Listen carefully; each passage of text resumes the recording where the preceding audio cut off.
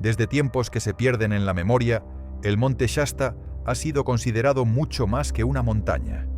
Se dice que es una puerta a otro mundo, un lugar donde las luces brillan sin venir del sol, donde figuras se mueven sin dejar huellas y donde la única respuesta que devuelve el silencio es el silencio absoluto. Allí, entre los árboles que guardan secretos antiguos, se han realizado rituales extraños, escondidos del mundo. Allí, dicen, hay personas con rostros que nadie ha registrado jamás, ojos que no parecen de este tiempo y nombres que no figuran en ningún censo. Hay quienes aseguran que bajo Shasta existe una ciudad construida con luz y que los seres que la habitan no solo pueden comunicarse sin palabras, sino que son capaces de leer tu mente. En este video vamos a desentrañar cada uno de esos misterios, desde lo imposible hasta lo invisible, desde lo negado hasta lo olvidado. Así que abróchate el cinturón, porque estamos a punto de descender por un camino donde lo real y lo legendario se funden en una sola verdad. Y antes de que comencemos, la suerte estará de tu lado si das me gusta y te suscribes antes de que termine este video.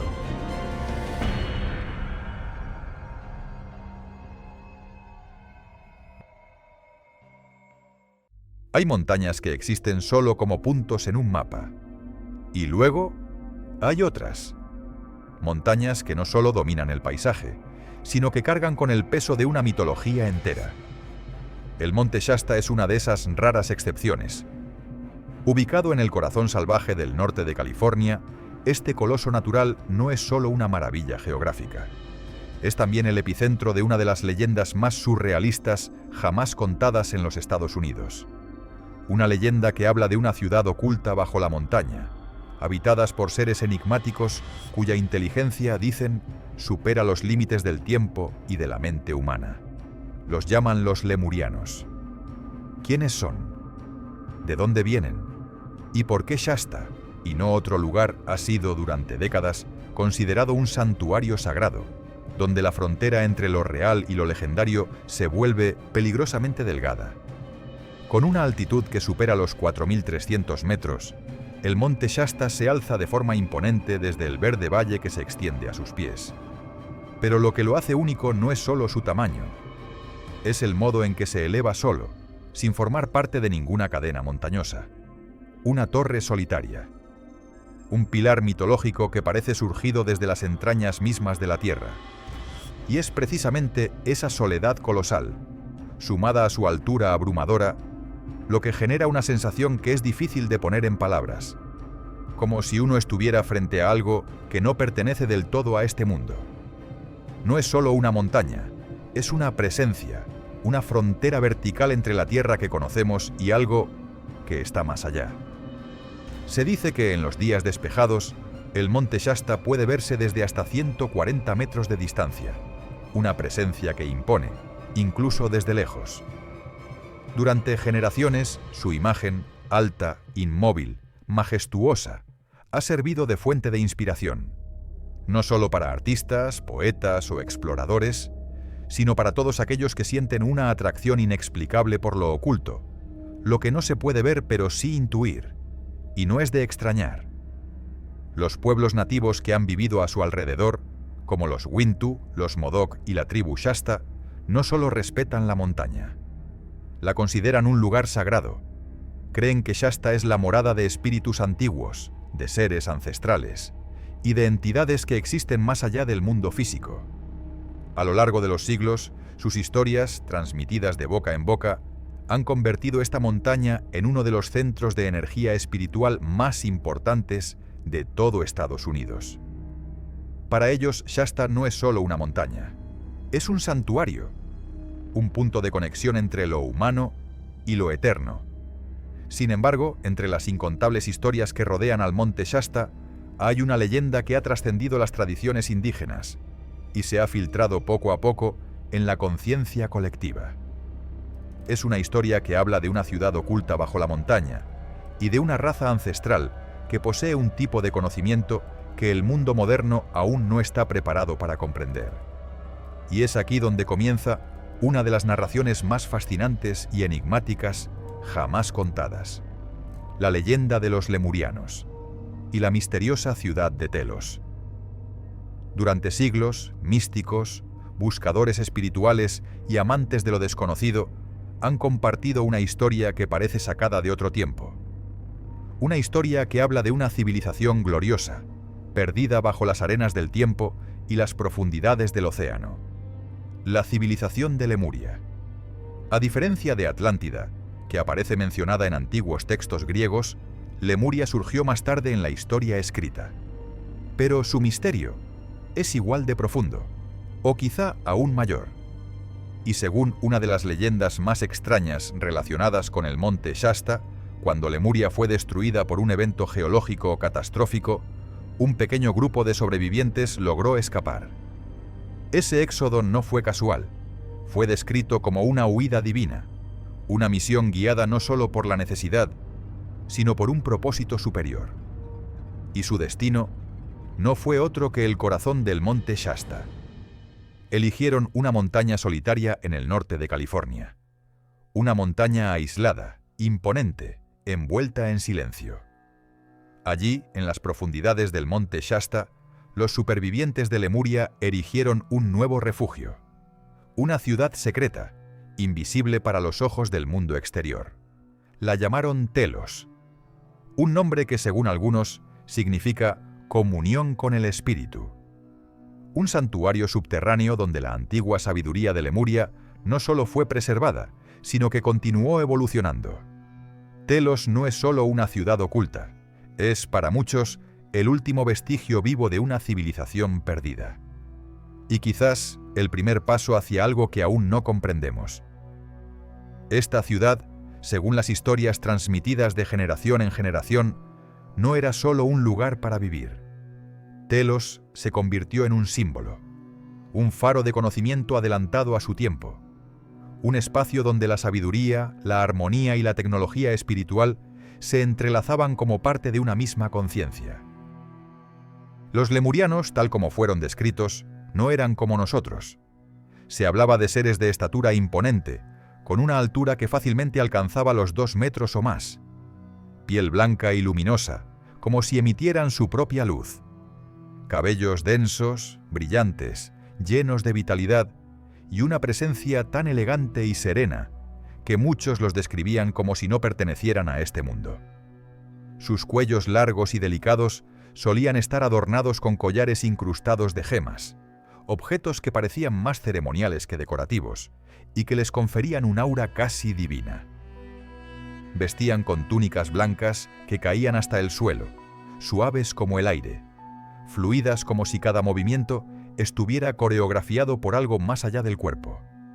No caminaban, parecía que flotaban, pero lo que convirtió a los lemurianos en una de las razas míticas más fascinantes dentro de los círculos esotéricos no fue solo su apariencia, fue lo que supuestamente sabían, lo que eran capaces de hacer.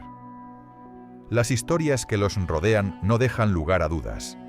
Los lemurianos habían dominado formas de energía que la ciencia moderna aún ni siquiera ha sido capaz de nombrar. Se hablaba de gravedad inversa, de tecnologías basadas en campos electromagnéticos avanzados y de una capacidad que escapa por completo a nuestro entendimiento actual, la manipulación del tiempo y del espacio. No eran simples supervivientes de una catástrofe ancestral. Eran guardianes de un conocimiento tan antiguo como el universo mismo, capaces de moldear la realidad no con máquinas, sino con una fusión entre conciencia, energía y propósito. Y esa tecnología, si es que podemos llamarla así, no fue creada para dominar, sino para alinearse con las leyes invisibles del cosmos. Se dice que los lemurianos viajaban en naves aéreas con forma de cigarro, capaces de elevarse verticalmente desde la Tierra y desaparecer en el cielo en un parpadeo. No dejaban rastro, no emitían sonido, simplemente se desvanecían, como si se fundieran con el aire, o atravesaran un velo hacia otra dimensión. Y según aquellos que aseguran haber sido guiados hasta Telos, ya sea a través de canalizaciones espirituales o en estados profundos de meditación, dentro de la montaña existe una red de túneles subterráneos, iluminados por una energía cristalina que emite su propia luz. Cada pasillo, cada cámara, cada gran salón está decorado con metales preciosos, piedras talladas con precisión asombrosa y símbolos que no pertenecen a ningún lenguaje conocido, pero que transmiten un significado que se siente en lo más profundo del alma. Telos no es simplemente una ciudad, es un símbolo viviente, una fusión perfecta entre intelecto, tecnología y espíritu, una prueba de que la evolución real no es solo técnica, sino también interna y espiritual. Quizás el aspecto más fascinante de los lemurianos no sea su tecnología, sino sus capacidades espirituales. Se cree que poseían un órgano especial ubicado en el centro de la frente, lo que muchas culturas conocen como el tercer ojo. A través de él, los lemurianos podían leer pensamientos, mover objetos con la mente e incluso disolverse en invisibilidad cuando deseaban no ser vistos. No era magia, era conciencia elevada. Era el dominio de leyes universales que la humanidad moderna apenas comienza a intuir. De todos los relatos heredados, la imagen que surge de los lemurianos no es solo la de una civilización avanzada. Es un reflejo, un espejo de nuestro anhelo más profundo: vivir en armonía con la naturaleza, acceder a una sabiduría que trascienda la era del ruido y la destrucción, y preservar una cultura libre de los ciclos autodestructivos del mundo moderno. Y si esta leyenda es cierta, entonces Telos no es un lugar olvidado, solo está esperando, en silencio, a alguien cuyo destino sea encontrarla. No todas las leyendas se transmiten solo de boca en boca, y la historia de los lemurianos bajo el monte Shasta empezó a tomar forma concreta a finales del siglo XIX, gracias a un joven llamado Frederick Spencer Oliver. Era el verano de 1883. Oliver, aún adolescente, estaba ayudando a su familia a trazar reclamos mineros en los alrededores de Shasta. Una tarea sencilla: clavar estacas de madera en el terreno y registrar sus ubicaciones. Pero lo que debía ser una jornada más, se convirtió en el momento que cambiaría su vida para siempre. En plena faena, mientras aún sostenía una pluma en la mano, sintió cómo su brazo comenzaba a temblar de forma incontrolable. Y entonces ocurrió lo imposible. Su mano, sin que él pudiera evitarlo, empezó a escribir. No eran palabras suyas, no eran pensamientos propios. Era como si otra mente estuviera usando su cuerpo como instrumento. Y lo que salió de ahí fue el principio de uno de los relatos más extraños jamás escritos sobre el monte Shasta. Asustado por lo ocurrido, Oliver regresó a casa. Pero el fenómeno no terminó allí. Su mano seguía escribiendo sin descanso, página tras página, como si estuviera siendo guiada por una fuerza invisible. Mensajes crípticos, símbolos, frases que no comprendía, pero que fluían con una claridad que no era suya. Su madre, quien más adelante se convertiría en la guardián de su legado, no se opuso. Le proporcionó más papel, más tinta, y permitió que el joven siguiera escribiendo. Día tras día, fue tomando forma un manuscrito que parecía dictado desde otra dimensión. Y finalmente, en 1895, cuando la obra estuvo terminada, Oliver le dio un título: A Dweller on Two Planets, un habitante de dos planetas. Pero lo más sorprendente no era el contenido del libro, sino lo que Oliver afirmaba sobre su origen. Él no lo había escrito. Según sus propias palabras, el libro había sido transmitido telepáticamente por un ser lemuriano que habitaba bajo el monte Shasta. Ellos lo habían elegido como canal, como puente entre su historia, oculta bajo piedra y tiempo, y el mundo moderno que había olvidado por completo su existencia.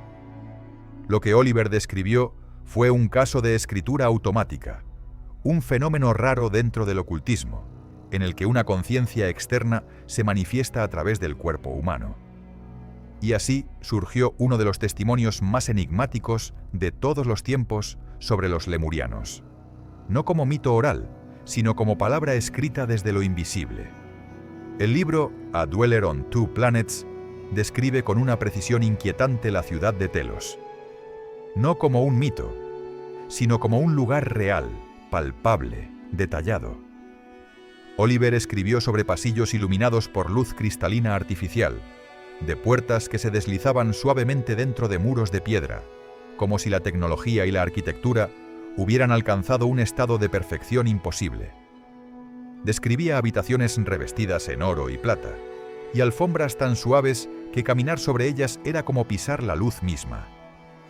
Telos no era la imagen húmeda y oscura que uno podría asociar con un mundo subterráneo. Era todo lo contrario. Un paraíso arquitectónico, bañado en un brillo metálico casi celestial, y alimentado por fuentes de energía que incluso hoy la ciencia apenas empieza a vislumbrar a través de las teorías cuánticas más avanzadas. Una ciudad fuera del tiempo, creada no solo para vivir, sino para evolucionar en completa armonía entre mente, materia y espíritu. Oliver fue aún más lejos en sus descripciones. Habló de naves voladoras con forma de cigarro, que no solo se deslizaban por el aire, sino que lo hacían con la gracia de seres vivos. No eran simples máquinas, parecían extensiones conscientes de quienes las operaban. También mencionó sistemas de transporte avanzados, asombrosamente similares a lo que hoy conocemos como trenes de levitación magnética, capaces de desplazarse sin fricción, sin rieles, sin ruido. Pero lo más impactante no es lo que describió, es cuándo lo hizo. Estas palabras fueron escritas a finales del siglo XIX, décadas antes de que existiera siquiera el concepto de trenes magnéticos, y más de medio siglo antes de que la humanidad comenzara a imaginar vuelos hipersónicos o tecnologías antigravedad. Las descripciones eran tan atrevidas, tan fuera de su tiempo, que incluso científicos contemporáneos quedaron atónitos al leerlas. ¿Estaba Oliver simplemente inventando, o realmente estaba canalizando una visión de algo que aún no conocemos? Para Oliver no había dudas. Él creía firmemente que había sido guiado espiritualmente hacia las profundidades de Telos, donde presenció con sus propios ojos todo lo que luego describió con tanta precisión. Estaba convencido de que había sido elegido como mensajero, un puente entre el mundo oculto bajo la montaña y la humanidad moderna, encargado de revelar verdades que el mundo ya no recordaba. Cuando Oliver murió en 1899, con tan solo 33 años, su manuscrito aún no había sido publicado. Pero en 1905 fue su madre, Mary Elizabeth Manley Oliver, quien se encargó de llevar su obra al mundo. Y lo que ocurrió fue inesperado. El libro no estalló en los medios, ni causó revuelo público, pero en ciertos círculos, esotéricos, espiritualistas y estudiosos de lo metafísico, encendió una fiebre silenciosa, una chispa, el inicio de un movimiento que, aún hoy, sigue creciendo alrededor del misterio del Monte Shasta. Para quienes creen en la existencia de lo inexplicable, A Dweller on Two Planets no es solo un libro, es una puerta abierta, una invitación a otro mundo. Un mundo donde los lemurianos, la ciudad de Telos y los secretos enterrados bajo el Monte Shasta ya no son leyenda, sino posibilidad. Una posibilidad que no espera ser explicada, sino descubierta. Porque tal vez lo que llamamos mito es simplemente verdad no aceptada aún. Cuando A Dweller on Two Planets fue publicado oficialmente en 1905, no solo captó la atención de un reducido grupo de buscadores espirituales. El libro provocó una ola de controversia. Académicos, místicos y personas en busca de respuestas más allá de lo físico se vieron confrontados con un texto que no encajaba en ninguna categoría tradicional. Para algunos era una obra de ciencia ficción adelantada a su tiempo, para otros una canalización auténtica de conocimientos prohibidos, y para unos pocos era una advertencia. Pero no sería sino décadas más tarde cuando la historia daría el salto definitivo, de la curiosidad esotérica al estatus de leyenda popular. Porque mientras el tiempo avanzaba, más y más misterios comenzaron a surgir alrededor del Monte Shasta. Y lo que una vez fue una historia marginal, se convirtió en el epicentro de uno de los mayores enigmas de América. En 1931, una figura altamente influyente dentro del mundo místico dio un nuevo impulso a la leyenda del Monte Shasta. Su nombre era Harvey Spencer Lewis, fundador de la Orden Rosacruz en América. Bajo el seudónimo de Wisher S. Serve, publicó una obra que no solo retomaba el relato de Frederick Oliver, sino que lo expandía, convirtiéndolo en un sistema esotérico completo. En su visión, la ciudad de Telos no estaba aislada, estaba conectada. Vinculaba su existencia con civilizaciones antiguas como Atlántida, Egipto y los misterios ocultos del Himalaya. Para Lewis y sus seguidores, el monte Shasta era mucho más que una montaña sagrada. Era una puerta entre dimensiones, un punto de convergencia de líneas de energía ancestrales, y un santuario oculto donde aún habita una raza que conserva saberes que la humanidad moderna ha olvidado hace mucho tiempo. Una civilización silenciosa, que nunca desapareció, solo se ocultó, esperando el momento justo para regresar. Entre las décadas de 1950 y 1980, algo comenzó a suceder. Grupos metafísicos, comunidades espirituales, practicantes de meditación y personas que vivían al margen del mundo moderno empezaron a llegar al monte Shasta, como si una fuerza invisible los estuviera llamando. No fue una moda, fue un movimiento silencioso, una especie de peregrinación interior. La historia de los lemurianos resurgía una y otra vez, susurrada en meditaciones, compartida en reuniones espirituales y transmitida como un secreto sagrado en caminatas por los bosques que rodean la montaña. Allí, se decía, si el corazón era lo suficientemente sincero, una puerta podía revelarse.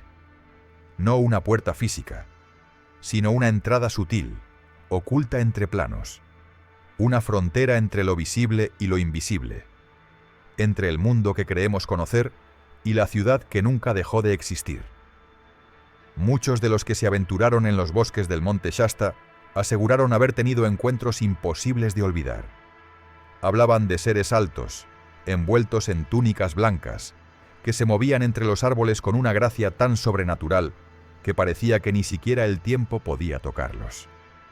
Sus ojos eran tranquilos, profundos, como si contuvieran siglos de sabiduría en un solo parpadeo. No hablaban, no hacían ruido, simplemente estaban allí, observando, como guardianes silenciosos de un secreto ancestral. Para quienes los vieron, no hubo duda. Eran lemurianos. No como fantasmas del pasado, sino como presencias reales, aún activas, aún despiertas, esperando a aquellos capaces de ver con algo más que los ojos. Algunos grupos espirituales fueron aún más lejos. Afirmaban que los lemurianos no solo siguen existiendo, sino que aún se comunican con el mundo exterior. Pero no lo hacen con palabras. No necesitan lenguaje.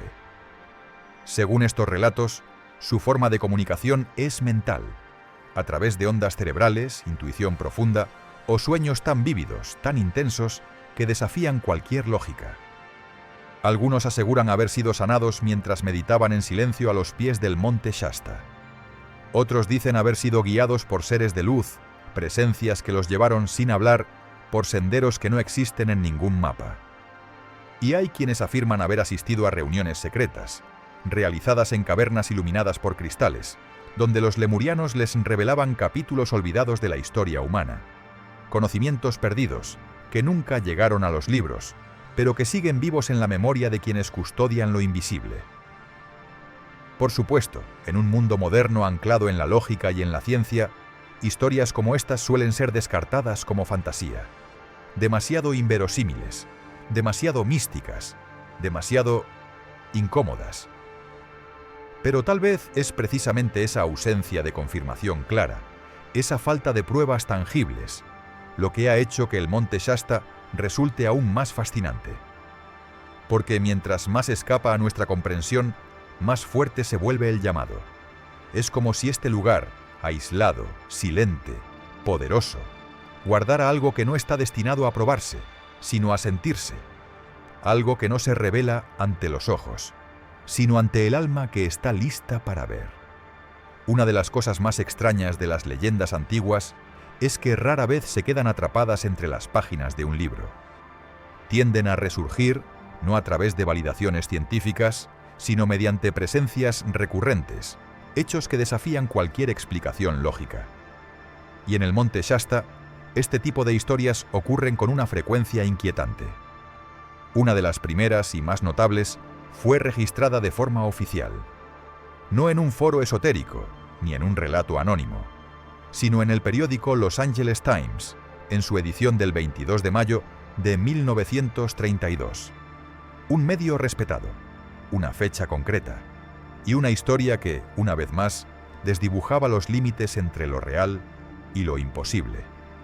El testigo fue un hombre llamado Edward Lancer, pasajero a bordo de un tren que atravesaba la cordillera del Monte Shasta. Según su relato, todo ocurrió una tarde tranquila, mientras el tren se aproximaba a la base sur de la montaña. De pronto, una luz extraña estalló desde la ladera sur. Tan intensa, tan brillante, que Lancer y varios pasajeros tuvieron que entrecerrar los ojos para protegerse del resplandor. Intrigado, Lancer se dirigió a uno de los asistentes del tren y le preguntó qué era aquella luz. La respuesta que recibió no fue científica ni tranquilizadora.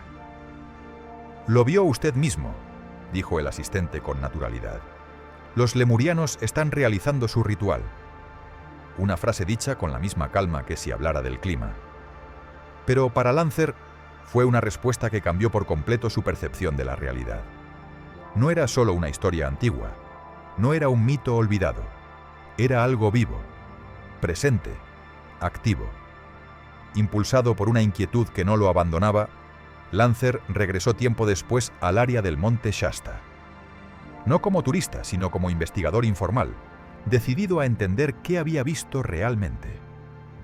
Recorrió caminos rurales, entrevistó a los lugareños, habló con rancheros, con habitantes de los márgenes del bosque, con cualquiera que hubiera vivido lo suficiente cerca de la montaña como para haberla escuchado o sentido. Y una y otra vez, sin importar con quién hablara, la respuesta era la misma. En esas montañas hay una comunidad secreta.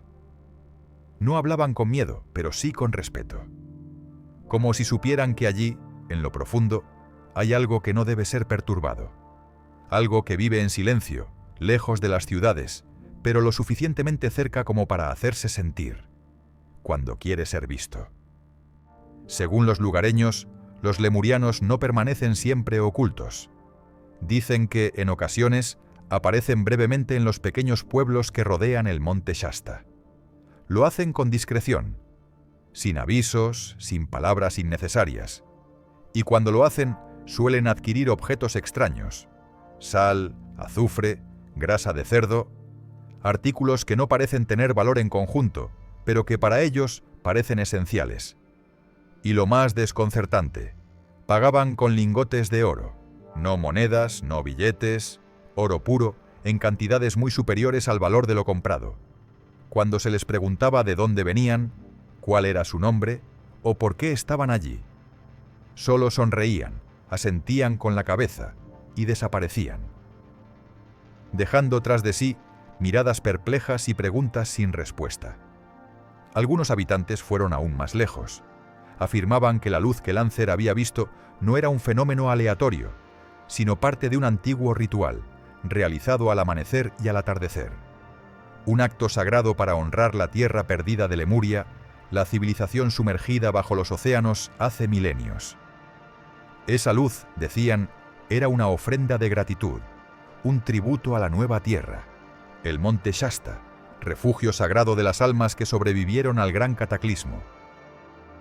La historia de Edward Lancer no fue la única. 8 años después, en junio de 1940, otro artículo, esta vez publicado en el Stockton Record, impulsó aún más la leyenda del Monte Shasta. Según el reporte, un respetado astrónomo, el profesor Edward Larkin, del observatorio Mount Lowe, fue testigo de algo extraordinario mientras calibraba su telescopio. A través del lente no vio estrellas ni constelaciones. Vio un templo, un enorme templo de mármol, con una arquitectura tan pulida, precisa y majestuosa que superaba, según sus propias palabras, a las antiguas estructuras de Yucatán, e incluso a las de la Grecia clásica. No era una ilusión, no era una proyección, era algo que por un instante estuvo allí, en medio del paisaje natural, como una aparición sólida y sagrada, una visión imposible que se sumaba a una larga cadena de señales, todas apuntando hacia lo mismo, que bajo el monte Shasta existe algo más. Según el profesor Larkin, cuando más tarde intentó volver a observar la misma zona, el templo había desaparecido por completo. Ni una sombra, ni una silueta, ni un solo rastro. Para muchos fue fácil descartarlo como un hombre alucinando bajo la presión de su oficio, una mente brillante atrapada en su propia imaginación. Pero había algo que no podían ignorar: la precisión de sus descripciones, la riqueza de los detalles y, sobre todo, la sorprendente similitud con lo que Frederick Spencer Oliver había relatado décadas antes en A Dweller on Two Planets. Dos hombres separados por tiempo, contexto y propósito, y sin embargo narrando lo mismo. Y entonces la pregunta inevitable empieza a tomar forma. ¿Y si no estaban equivocados? ¿Y si aquello que tanto hemos querido llamar mito es en realidad una verdad que aún no estamos preparados para aceptar? Entre todas las historias que se han transmitido sobre el monte Shasta, hay un detalle que muchos no pueden ignorar: una sensación persistente. La idea de que estos seres misteriosos no pertenecen solo a las leyendas, que en ciertos momentos cruzan el umbral y se manifiestan en el mundo humano. Hay quienes aseguran haber visto, aunque solo por un instante, una figura alta, envuelta en una túnica blanca que se movía como el viento, descalza, de pie en el borde del bosque, inmóvil, como si observara desde otro plano. Y justo cuando intentaban acercarse o fijar la mirada, desaparecía. Se desvanecía en el aire, como si nunca hubiera estado allí, pero dejando tras de sí una certeza que nadie podía explicar. Una de las historias más repetidas en los alrededores del monte Shasta es la de la mujer lemuriana de Panther Springs. Una madrugada de 1970, un pequeño grupo de campistas estaba sentado junto al arroyo cuando algo inesperado ocurrió. De entre la vegetación espesa surgió una mujer alta, de andar sereno y cabello largo, que salió del bosque en completo silencio. No dijo una palabra. No hizo un solo gesto. Simplemente caminó hacia el agua. Sin vacilar, se adentró en el arroyo helado y permaneció sumergida durante 5 minutos completos. Inmóvil, como si el frío no existiera. Luego se levantó con calma, dio media vuelta y regresó al bosque sin emitir un solo sonido. Solo dejó silencio tras de sí y una sensación de haber presenciado algo fuera del tiempo y de la lógica. Algunos relatos van aún más lejos, afirmando que los lemurianos, en ocasiones, han intervenido discretamente en los asuntos humanos, siempre con compasión y sin pedir nada a cambio. Se cuenta una historia sobre un granjero que vivía en las laderas orientales del monte Shasta. Su tierra, antaño fértil, se había agrietado y secado, amenazando con llevarlo a la ruina total. Nada crecía. La esperanza se desvanecía con cada amanecer. Hasta que un día un extraño apareció. Iba vestido con una túnica blanca y su presencia era serena, casi etérea. No pidió nada, no dio explicaciones. Se limitó a señalar la tierra agrietada y le habló de un método de cultivo que el granjero jamás había escuchado. Movido más por la intuición que por la lógica, el hombre siguió las instrucciones al pie de la letra. Y entonces ocurrió lo inesperado. Semanas después, la tierra comenzó a revivir. El suelo recobró su fuerza. Los cultivos florecieron como nunca antes. La granja se salvó. Pero el hombre de blanco nunca volvió a aparecer. Solo quedó el recuerdo de aquel encuentro improbable y la profunda certeza de que no fue una coincidencia. Otro relato habla de un día de enero brutalmente frío, cuando el coche de una familia se averió en una carretera remota, en lo profundo de las montañas. El viento soplaba sin piedad, la señal era inexistente, y la sensación de pánico comenzaba a mezclarse con el desamparo. Fue entonces cuando, desde el borde del bosque, apareció un hombre alto, con una túnica sencilla y unos ojos tan claros como el agua de las montañas. No dijo mucho. Solo caminó hasta el vehículo, se agachó junto al motor, ajustó unos cuantos pernos con una precisión casi instintiva. Luego se incorporó, sonrió con suavidad y se alejó sin mirar atrás. La familia, aún en estado de asombro, volvió al coche, y el motor arrancó como si nunca hubiera fallado. No hubo explicación, solo un gesto, y una certeza que quedó grabada para siempre en quienes lo vivieron. Aquello no fue casualidad. Entre aquellos que han afirmado haber puesto un pie en la ciudad de Telos, un nombre se repite con frecuencia: el doctor Dorial. Se le menciona como uno de los primeros exploradores modernos en tener contacto directo con lo que, según él, no era una leyenda, sino una realidad subterránea oculta bajo el monte Shasta.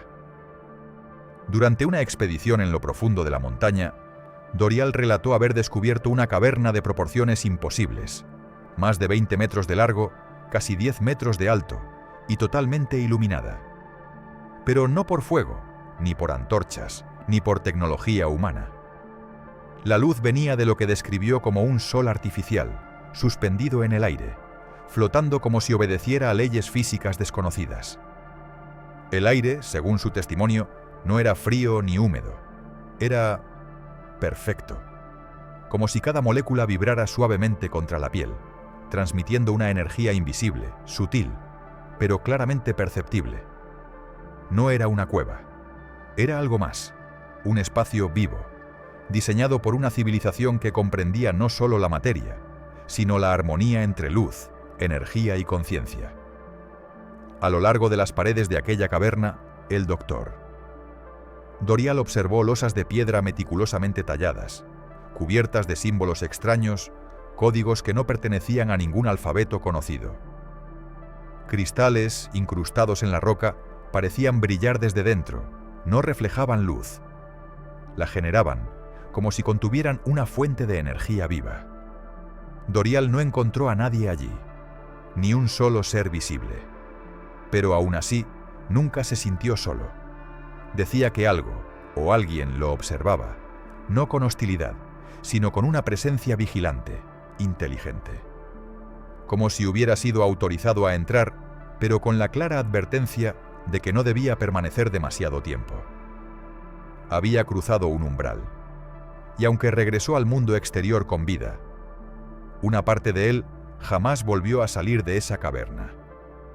Otro testimonio, recogido de forma anónima en algún momento de los años 60, proviene de un hombre que realizaba una escalada en solitario en las laderas del monte Shasta. Según su relato, en medio del ascenso, comenzó a sentirse débil y cayó desplomado junto al camino. Cuando recuperó la conciencia, ya no estaba en la montaña. Se encontraba tendido sobre un suelo de piedra dorada, incrustada con patrones que parecían trabajados por manos de otra era. Estaba dentro de una cámara silenciosa, donde la luz no venía del exterior, sino de cristales incrustados en el techo, que brillaban como estrellas suspendidas en una noche eterna. Junto a él, en completo silencio, se encontraba un hombre alto, con una expresión serena y una sonrisa suave. Le dijo sin dramatismo: «Has sido traído abajo por un momento. Solo necesitabas descansar». Después de eso, el hombre perdió la conciencia otra vez, y cuando volvió a abrir los ojos, estaba exactamente en el mismo lugar donde había caído, solo, sin prueba alguna, pero con la certeza íntima de que había estado en otro lugar, más real que cualquier sueño. Quizá el más famoso de todos los relatos asociados al monte Shasta sea el de J. T. Brown, un geólogo británico contratado por una compañía minera en 1904. Durante una misión de exploración en la región occidental del monte, Brown aseguró haber hecho un descubrimiento tan extraordinario que cambiaría su vida para siempre. Según su relato, encontró un túnel oculto, perfectamente disimulado en la ladera de la montaña.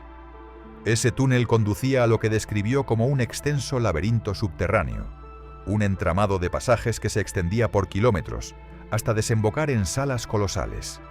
Allí, Brown dijo haber visto estatuas de piedra de gran tamaño, paredes recubiertas con incrustaciones de cobre, cristales que brillaban con luz propia, y lo más asombroso de todo, una cripta. Dentro de ella descansaban restos momificados.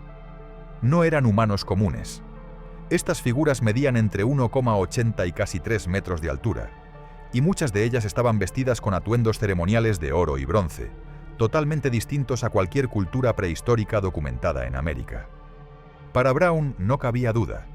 Había descubierto los vestigios de una civilización avanzada, una cultura perdida cuyas huellas habían sido borradas por la historia, pero no por la montaña. J.C. Brown aseguró haber dibujado mapas detallados del lugar antes de marcharse, con la intención de regresar años después con una expedición completa. En 1934, tras más de 3 décadas de silencio, decidió revelar su descubrimiento. Convocó a 80 personas, entre exploradores, investigadores y curiosos, y los invitó a acompañarlo de regreso al sitio oculto. La fecha de partida fue fijada. Todo estaba listo. Pero la noche antes del viaje, J.C. Brown desapareció, sin dejar rastro, sin explicación, y sin que nadie haya vuelto a verlo jamás. Desde entonces, la llamada Cueva de J.C. Brown se convirtió en una leyenda dentro de la leyenda. Algunos afirman haber encontrado la entrada nuevamente, pero al regresar, había desaparecido sin dejar huella. Otros creen que fueron los propios lemurianos quienes sellaron la puerta, y que solo se abre para quienes son elegidos. No por la ambición ni por la curiosidad, sino por el propósito. Todas estas historias, aunque carecen de pruebas verificables, siguen despertando asombro y alimentando la imaginación de quienes se atreven a mirar más allá de lo evidente. Entonces, si todo esto fuera cierto, ¿quiénes son los lemurianos?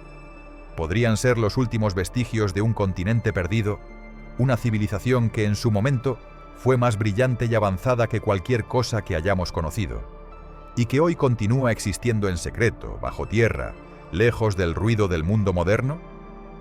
¿O tal vez son mensajeros de otra dimensión, una donde el tiempo y el espacio siguen sus propias reglas y donde la conciencia es la verdadera materia prima del universo? ¿O quizás, más simple y más humano, no son más que un producto de nuestra imaginación colectiva, elevado al rango de leyenda tras generaciones de relatos, susurros y sueños? Sea cual sea la respuesta, hay algo que permanece innegable. El monte Shasta sigue en pie, silencioso, majestuoso, observando. Y dentro de él, los misterios aún resisten al paso del tiempo, ocultos entre la piedra, la niebla y el susurro de los árboles, esperando al buscador correcto, esperando al que no pregunte con los ojos, sino con el alma. Quizás no creas todas las historias que acabas de escuchar. Tal vez para ti, los lemurianos no sean más que una creación de la imaginación, y la ciudad de Telos solo otro fragmento de folclore envuelto en niebla. Pero si este relato logró que, aunque fuera por un instante, te detuvieras a contemplar la posibilidad de que todavía exista maravilla en este mundo que creemos conocer también, entonces ya habrá valido la pena contarlo. Si alguna vez has sentido algo inexplicable, si sueñas con lo invisible, o si simplemente quieres compartir tu pensamiento, déjanos tu experiencia en los comentarios. Y si quieres seguir explorando los enigmas que aún esperan ser descubiertos, suscríbete al canal, activa las notificaciones y acompáñanos en el próximo viaje. Gracias por estar aquí. Nos vemos en la próxima historia.